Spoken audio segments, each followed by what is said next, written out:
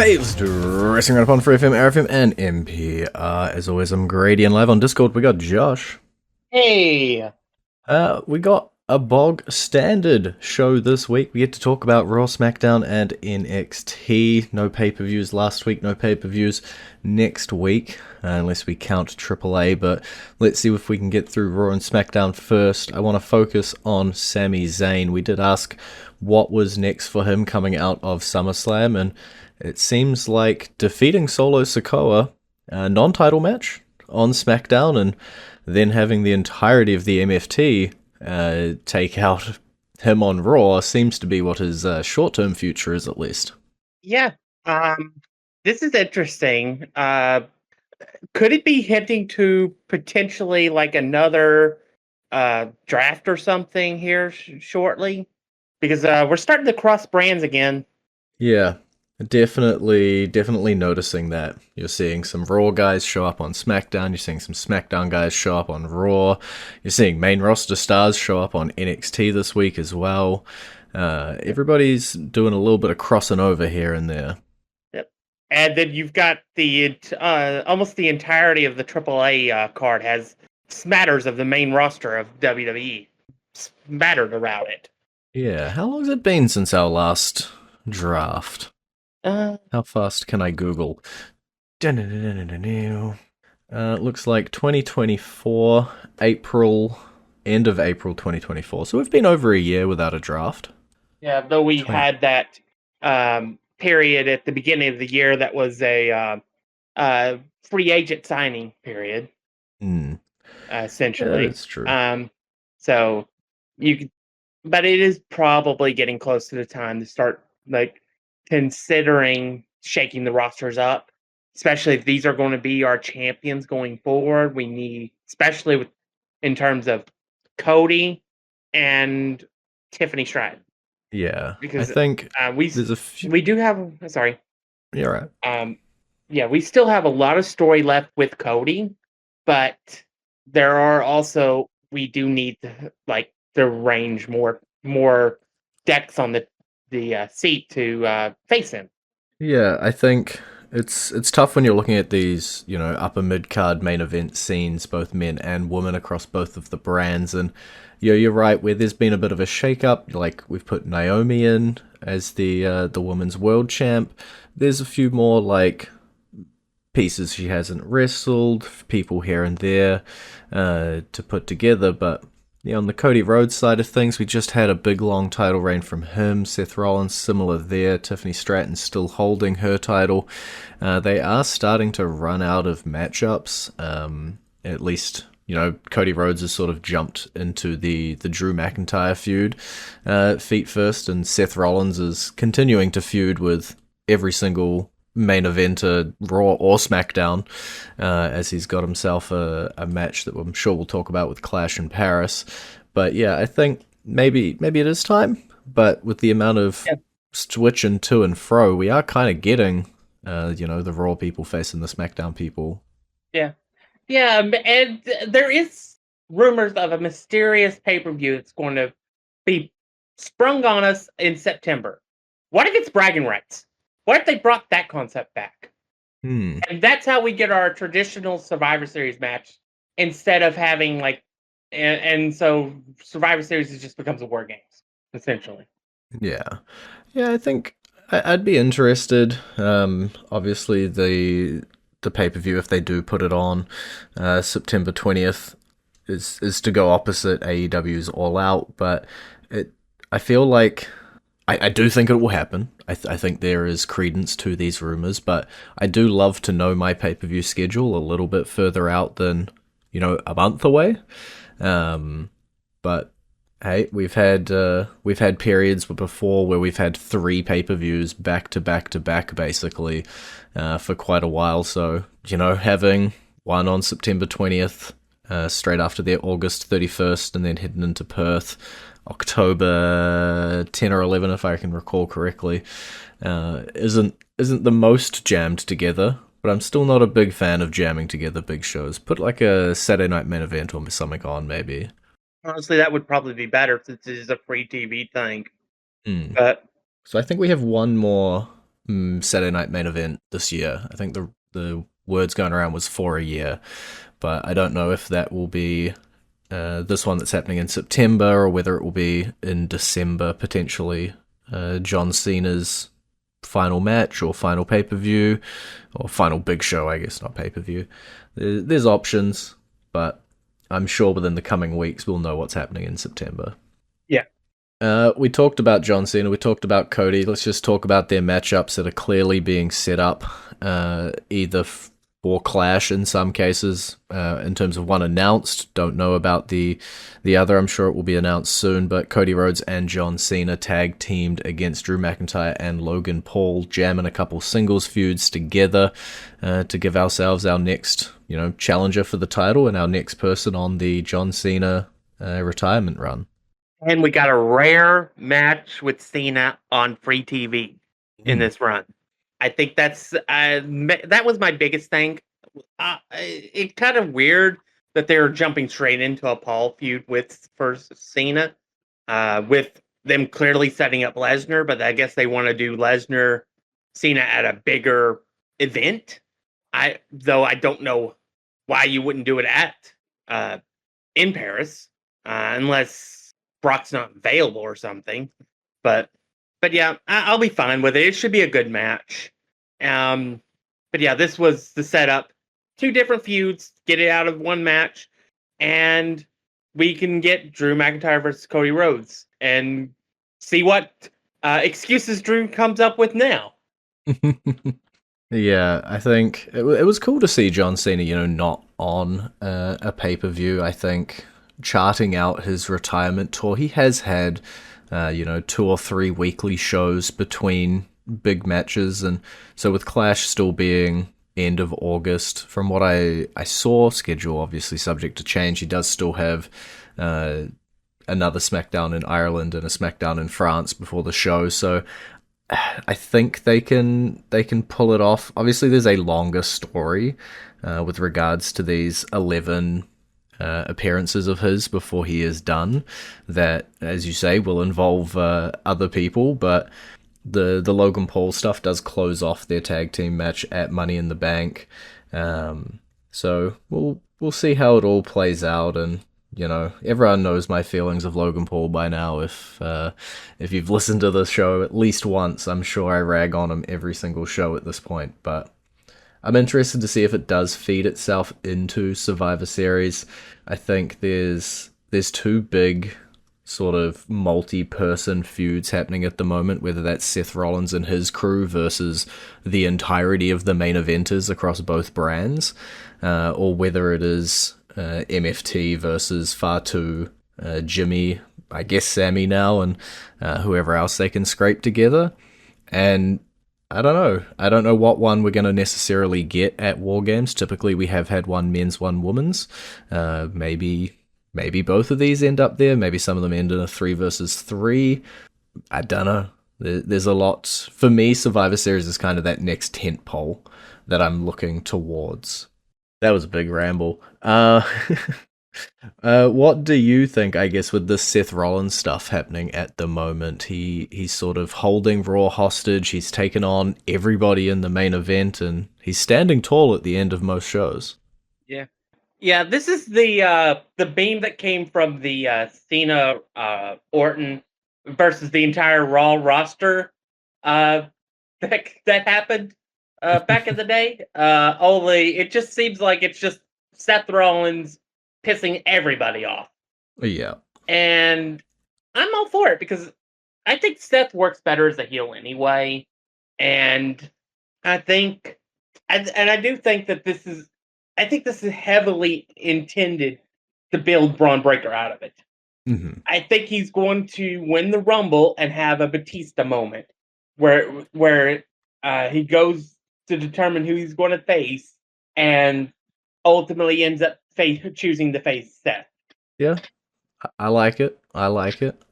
I would definitely be down for it. I think we all know Seth Rollins is a massive star. At any point he can be in the main event. Feuds with him can be important with or without the title, and so using this to spin off into, you know, another main event level person, whether that's Bronson Reed or Bron Breakker. Obviously, when we're talking about NXT, even just a year ago, we're sitting there going, you know, Bron Breakker is the next big thing. We just got to get to the point where he does have that breakout performance. He comes out, he has a bunch of big feuds. We're loving what we're seeing, and this really is just the next step on his journey to that main event spot. And I hope if it goes the way you said, with a Royal Rumble win and a turning on Seth, should come out on top, and our future predictions about having a world title around Bron Breakker's waist will be true. Let's go into our entrance theme. Let's jump on into that one, just to make sure that we got time for everything else on the other side. So it is Cody Rhodes' theme, and it's playing for you now. Wrestling has more than one royal family. I'm ready now. Tear this roof up for the time. And you're back for Wrestling Roundup on FreeFM, ArrowFM, and NPR. I'm Grady, he's Josh. Let's talk tag teams, and I'm not talking Raw or SmackDown, I'm talking women's. Charlotte, Alexa Bliss, they are continuing their shtick, and everybody is loving it. Yeah. If you had said in January that by August, we would have Charlotte Flair getting a "You deserve it" chant, I think we all would have said, "What are you smoking, and how can we get some?" Unless, like, she was getting beat up. Yeah. But that's the power of what this story has been. The union of Bliss and Flair. And the way it's being written and stuff is very much like the Team Hell No union back in the day. I don't know how long it's going to last, because there is, on those types of stories, there generally is a time limit on it. Some go longer than they should. Some don't. Some don't even get started. So we're past that point at least. But yeah, I'm enjoying what I'm getting from Alexa Bliss and Charlotte Flair. And honestly, the more that they do, the more stuff they do, it leaves me hoping that when this does blow, that it is Alexa Bliss that turns on Charlotte Flair, not the other way around. Because I think it would give us an option to get back to where Bliss was at her best, which was the goddess character. Even if it's not that character, we can get back to that type of thing. And Flair could have some sympathy, chase after her for a while. It still keeps her distracted away from a championship, a main championship at least, and then we can see where we go from there. But I'm as long as this lasts, I'm going to enjoy it until it blows up. Yeah, and I think especially in the women's tag team division, it's not the strongest in terms of a lot of the teams are put together, or you know, even if it's Chelsea Green and a member of her cabinet, this is Charlotte Flair and Alexa Bliss we're talking about, so it is gonna be people who I can imagine, outside of a fluke, still standing at the top of that division for quite a while. You know, quite a while being a couple months with this title, at least till the end of the year. And yeah, I like the road that we're on. I like what they're doing. As long as they're not running out of ideas, keep that choo-choo train chugging. And the biggest thing about this is the main titles are not involved in this. Yeah, don't jinx it. Touch wood. Yeah. You don't have the Raw Women's Championship or the SmackDown WWE Women's Championship involved with this. We may see it like a couple months down the road, but for right now, it's a much needed breath of fresh air. For sure. And if we stay in that women's tag team sort of sphere and we jump over to Raw, it was meant to be Io Sky getting her championship match against Naomi. Naomi not medically cleared. Instead, we look like we've gone down another storyline hole here. We had Sky versus Roxanne Perez, and the Kabuki Warriors causing a little bit of a distraction that actually cost Sky the match. Yeah. It's interesting to see how it plays out. I think it should be fun watching that all work itself out because for a while now it's felt like Io Scott didn't matter. While she held the championship, she was essentially invisible. The second she loses that title, she then becomes one of the most important players in the company. And I find that funny in the way that they built her, but this also goes to show how much they trust her with anything that they need to do. Because you remember when they were doing the Intercontinental Tournament and they had an injury, who did they plug in? Io Sky. Um, so I think and honestly, I kind of want to see if they can replicate the stuff that they're doing with Flair and Bliss with Ripley and Sky, or if they can like develop a story out of it. Mm. Because I think that would be an interesting tag team, seeing Ripley Sky versus Flair or Bliss and Flair. Yeah, it definitely they've harped on this Rhea can't beat Sky piece, and then now you've got Sky's friends potentially turning against her, so you'd have Kabuki Warriors versus Sky. It does make sense to have a friend come in for Sky. It screams if you can't beat her, join her. From a Rhea standpoint, while still making them important. I don't know if that team would continue on like too long, but I could definitely see them having a pay-per-view match or a big match with the Kabuki Warriors, freshly minted as heels, and then Sky and Ripley doing their thing. Obviously, we do have Perez and Raquel still floating around that need to resolve their Judgment Day, their Liv Morgan storylines. But yeah, with Flair and Bliss as well, any combination of that, heel Kabukis versus them, or Sky and Rhea versus them, I'd be very open to it. And I think we should definitely do something out of this. I don't know how much of it was a pivot because of Naomi's injury. I don't know if this would have been the exact same sort of storyline setup, except it would have been Naomi on the other side instead of Roxanne Perez.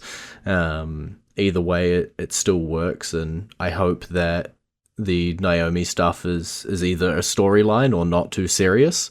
Because she's just building that momentum now. Everyone's behind it. Everybody's sort of supporting her when she's got that championship, and it would suck to see that sort of ripped out from underneath her if this is a serious, legitimate injury as well. Especially with the defense at Clash against Stephanie, in the books, ready to go. Yeah. You go. Hopefully she's fine and she can defend it next week, then defend it against Stephanie, and we'll see where we go from there. Fingers crossed. We've also got the Intercontinental Championship. Obviously, Dominik Mysterio defeating AJ Styles to retain it, and now Dominik is sort of crossing into El Grande Americano, one of 3 El Grande Americanos, while still crossing into the AJ Styles, Dragon Lee, LWO piece. It does feel like there is a little bit of a vortex there, and instead of Dominik escaping it, I think we've just pulled AJ Styles into it, but the El Grande Americano stuff's at least an interesting development with them seemingly multiplying. Yeah, I did not see that coming for this whole storyline, but it may be one of those cases where an injury that happened maybe created like the chance to do something different, something interesting with the direction of the storyline. And now we have 3 different people portraying the role, and seeing how that's going to play out. I would not doubt if El Grande Americano wins the AAA Mega Championship. That would not surprise me at this point. Interesting. You know what? We got a little bit of time. Let's talk about AAA TripleMania coming up August 8th, 16th this weekend. Just because there's quite a bit of main roster crossover in that. You did mention the Mega Championship on the line. El Hijo del Vikingo as champion has to defend against Dragon Lee, Dominik Mysterio, and El Grande Americano, whichever variation of El Grande shows up to AAA. Could be one, could be multiple, could see a sort of twin magic situation, who knows? Yeah, and I think that's why I said that I thought there was an interesting chance that he could win the championship. Because El Grande Americano is apparently beloved in AAA, and he's not supposed to be. It's crazy. That's the fun. Yeah, only in wrestling can a German pretend to be American who pretends to be a Mexican get to be a popular wrestler. that's in Mexico too. Yeah, in Mexico. Yeah. So yeah, that's and then you introduce Tyler Bates into the storyline as one of the El Grande Americano, and maybe the original's back.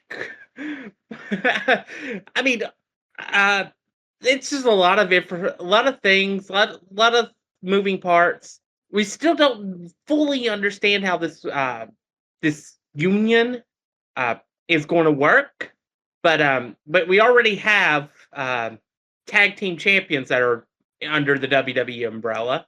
Why not? Yeah, I feel like this match will go one of two ways. I think either Vikingo will retain, or it will be Americano that captures it. As you say, is quite over in Mexico, and you can do a little bit of storylines around that. I don't foresee a Dominik or a Dragon Lee victory here, but we'll have to wait and see what happens this weekend, because if my ability to predict WWE pay-per-views is not amazing, my ability to predict AAA pay-per-views is going to be even worse, I'm sure. You mentioned the AAA Tag Team Champions, Los Garza, Burdo, and Angel. They're also defending those titles against Pagano and Psycho Clown. We saw Psycho Clown on SmackDown a couple weeks ago. Do you think WWE will continue to hold these titles after this, or that they will be sliding back to AAA? I think they'll continue to hold them, because I think in this case, they're not doing a lot with Los Garza on the main roster right now. Mm-hmm. So they're basically, for better or worse, AAA guys right at this point. So Yeah. it's not that out there. They have a history there. I don't know anything about AAA, so I don't know who their other tag teams are to say one way or the other. But I think if I'm booking here, I would keep the titles on Los Garza and build up another tag team to them. Mm-hmm. Yeah, I think that'll be interesting, and probably the way that I would lean for that match as well. I think continue to showcase them here, as you say, basically AAA stars at this point, and see what we can build out of Los Garza. Can we rise their stock while that they are tag champions? So they can come back into WWE's main roster and maybe have a little bit of credibility behind them. Also, something we don't see all too often, AAA's Women's Championship on the line. Flammer, who has had the title now for over 700 days, coming up against someone I'm not too familiar with, Fabi Apache, but also against Natalia. Are we going to see another WWE person pick up a AAA championship? I'm going to say no. And I'll say no because I think at this stage in her career, I don't think she's that interested in championship, to be honest. I think she's wanting to elevate more people, because she's been working independent shows the last 6 months or so. So I think she's in this match to elevate the former champion and the current champion. Yeah, I think Natalia's a weird spot, right? It's not something that we see all too commonly out of WWE stars, but yeah, she has, appeared on Bloodsport a couple times, GCW, shown up, I believe, on an NWA show as well, Reality of Wrestling. She is just popping up all over independents and sort of giving people some rubs as she come on through. So honestly, AAA is probably one of the least surprising places that she has showed up in the last 6 months. But I think you are probably right. Yeah, and by the way, the one you couldn't pronounce or didn't know anything about, she's held the title 4 times, by the way. Huh. So yeah, held it the second most combined days out of anybody who has ever held that title. So yeah, if anybody could beat the 731-day champion, it probably would be somebody who has had it 4 times and has held it 1,460 days. Yeah. Well, we're almost out of time, but there is one match left with WWE fingerprints in it. Mixed trios match, Judgment Day, Finn Balor, JD McDonough, and Raquel Rodriguez taking on Mr. Iguana, Nino Hamburguesa, and Lola Vice. Mr. Iguana for the win! Yeah, that's a nice, easy way to wrap it up. On one side, you got Mr. Iguana. On the other side, you got Finn Balor. It's done. Right, well, that is all we have time for this week. It's been great talking to you. Bye. You can visit our Facebook page, facebook.com/wrestling R&D up, our Twitter page, twitter.com/wrestling R&D up, our YouTube page, youtube.com/wrestling RND up, and we will catch you next week.